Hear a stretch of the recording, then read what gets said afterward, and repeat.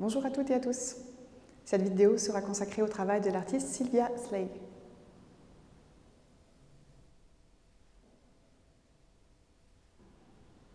Sylvia Slade est née en 1916 au Pays de Galles, en Grande-Bretagne. Elle est décédée en 2010 à New York. Elle a été naturalisée au cours de sa vie comme étant citoyenne américaine.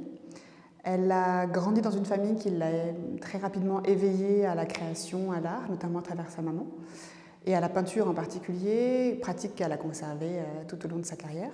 Elle a fait une école donc, à Brighton, la Brighton Art School, et les enseignantes qu'elle avait étaient plutôt dissuasifs quant à la possibilité qu'elle fasse une carrière professionnelle. Donc ils lui ont vraiment fait entendre que sa place était peut-être juste d'attendre un rôle matrimonial ou maternant. Malgré ça, elle a persévéré. Elle est devenue non seulement une artiste confirmée professionnelle, mais elle a persévéré dans la peinture et dans la peinture figurative à une époque où tout le monde ne regarde plus que l'abstraction. Et ça, c'est déterminant pour la suite, c'est qu'elle a eu comme une sorte d'intuition et certitude de ce qu'elle avait envie de faire et ce qu'elle devait faire pour sa carrière, et elle y est restée fidèle en fait jusqu'à la fin de sa carrière. En 1953, elle bénéficie de sa première exposition monographique à la Kensington Art Gallery, donc à Londres, donc qui est déjà une certaine forme de reconnaissance institutionnelle importante. En seconde noces, elle épouse Lawrence Alloway, qui est un critique d'art, qui s'est fait connaître par les commentaires qu'il a fait sur le pop art notamment. Et ensemble, ils partent à New York en 1961, puisque lui est appelé à occuper des fonctions de professeur et de conservateur à la fondation Guggenheim.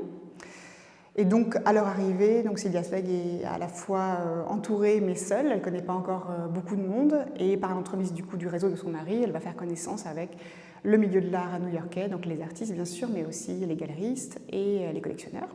Et donc elle va en fait simplement démarrer une série de portraits assez intimes aussi, avec des gens dont elle fait connaissance et qui deviennent progressivement des contacts et des amis parfois. Et c'est le cas du tableau dont on va parler un tout petit peu après, d'Arnold Glimcher, donc qui est une de ces personnes-là. Donc ça, c'est une première série, et j'y reviendrai juste un peu après. Ce qui a le plus fait connaître le travail de Sylvia Slade jusqu'à présent, c'est plutôt quelque chose qui arrive par la suite dans les années 70. Donc Sylvia Slade, elle est, je vous disais, très intéressée par la peinture depuis longtemps. Elle est aussi très intéressée par l'histoire de l'art, qu'elle a étudiée de manière très méticuleuse et très précise, et notamment la construction des standards et des canons occidentaux de la peinture, majoritairement incarnés par des artistes masculins, et intéressée aussi par une réflexion sur la manière dont sont peints les corps, et les corps des femmes précisément, et notamment dans le répertoire du nu, qui est un genre à part entière et qui est un des grands canons, on va dire, occidental. Elle se rend compte qu'elle a un intérêt à transposer, on va dire, dans l'époque dans laquelle elle est, mais aussi avec un renversement en quelque sorte de ce standard-là, en ne peignant plus non seulement des corps de femmes, mais des corps d'hommes nus, et en les mettant dans des contextes, dans des compositions inspirées de maîtres classiques, par exemple Titien, par exemple Ingres, par exemple Giorgione. Et donc, elle fait un double effet en fait, de transposition, puisque maintenant, ce sont des corps nus qu'on peut observer. Avec la facture picturale de Sylvia Slade, on a beaucoup de détails, beaucoup de réalisme.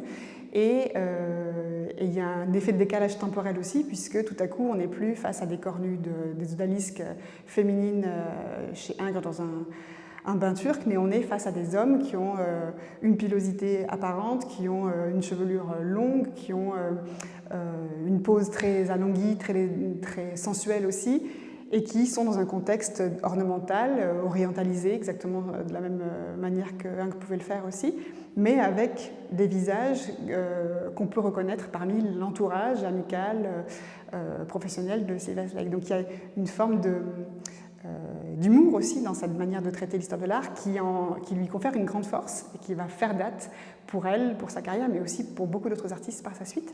Le genre du portrait pour Sylvia Slade, c'est important aussi puisque c'est une manière pour elle de concevoir une relation de coopération entre le modèle et le peintre. Il y a vraiment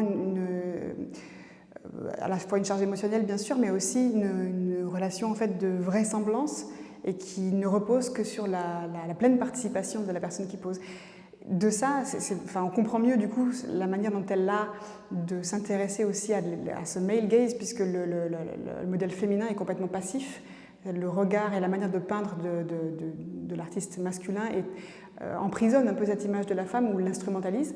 Et pour elle, quand elle fait donc, ces corps nus masculins dans des décors supposément faits pour les femmes, c'est aussi une manière d'égaliser cette relation modèle et sujet, enfin modèle et peintre, pardon, et de rebattre un peu le rapport de force entre les deux.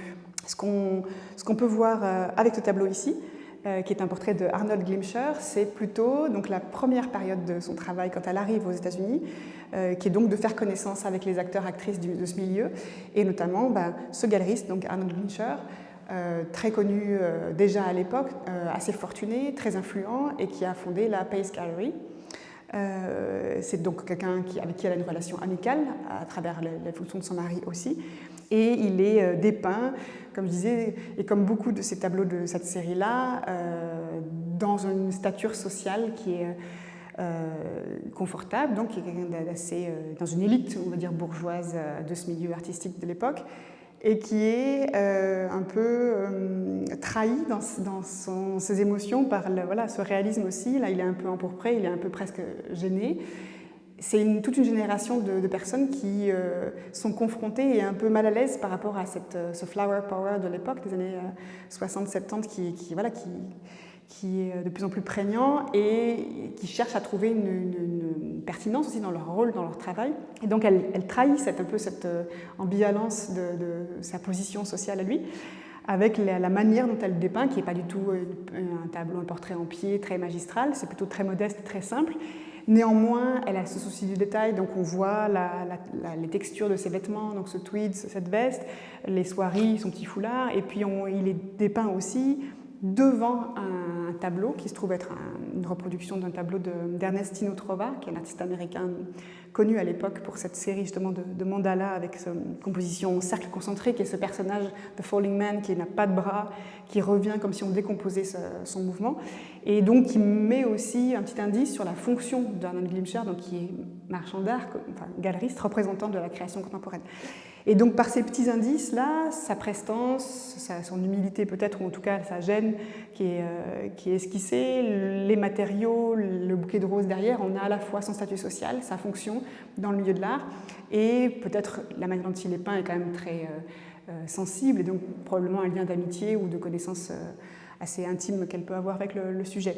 Et cette vraisemblance, on le retrouve dans tous les tableaux de Sylvia Sleigh, on retrouve chaque modèle est très individuel, on reconnaît les personnes, on reconnaît leur posture, leurs attitudes, pas leurs émotions, mais en tout cas leurs expressions. Et elle reste fidèle de nouveau à cette figuration qu'elle partage un peu plus quand même avec la scène américaine quand elle arrive, beaucoup plus qu'en Europe, où il y a un peu plus ce retour à la figuration à laquelle elle continue à contribuer. Et puis, elle participe aussi à, pas un regard critique, mais disons un portrait à l'instant T d'une génération de l'art dans un milieu et dans une société qui évolue dans d'autres types de changements. Et j'en reviens du coup à son implication par rapport aux luttes féministes et à la reconnaissance des artistes femmes. Donc là, dans une première série, elle s'attelle à donc, ses portraits, et par la suite, donc, elle va vraiment beaucoup s'investir et devenir presque activiste dans l'enseignement, mais aussi à la reconnaissance et au soutien des artistes féminines new-yorkaises en l'occurrence, et elle va cofonder avec plusieurs autres artistes des lieux alternatifs, des lieux autogérés, comme la Soho 20, et comme Artist in Residence, qui est un programme aussi qui aide aux femmes, qui aide les femmes à faire connaître et à montrer leur travail, puisque beaucoup de galeries leur refusent encore un accès. Et elle va avoir un rôle déterminant. D'ailleurs, on va la remercier de manière posthume. Elle va recevoir des prix, aussi des hommages pour l'intégralité de sa carrière, comme le Women Caucus for the Art. Et puis, elle va être beaucoup collectionnée. Elle va avoir des expositions magistrales dans des grandes institutions de son vivant, ce qui est assez rare aussi. Et puis, elle va intégrer les collections de la Tate à Londres, du Whitney Museum. En Suisse, elle a bénéficié aussi d'une exposition monographique et rétrospective en 2014 à Saint-Gall. Donc sa notoriété arrive jusqu'à nous progressivement. Donc, elle est décédée en 2010, ça a mis quelques années, et elle fait partie des artistes que nous redécouvrons petit à petit dans leur importance aussi à l'époque. Et puis, elle est aujourd'hui dans une... elle a donné aussi beaucoup de courage et beaucoup d'inspiration à d'autres générations d'artistes, par la suite, qui ont embrassé comme elle des manières de dénoncer justement ce male gaze, ce regard masculin et cette puissance aussi qu'ont les artistes femmes qui ont été un peu trop longtemps écartées de la notoriété de l'histoire.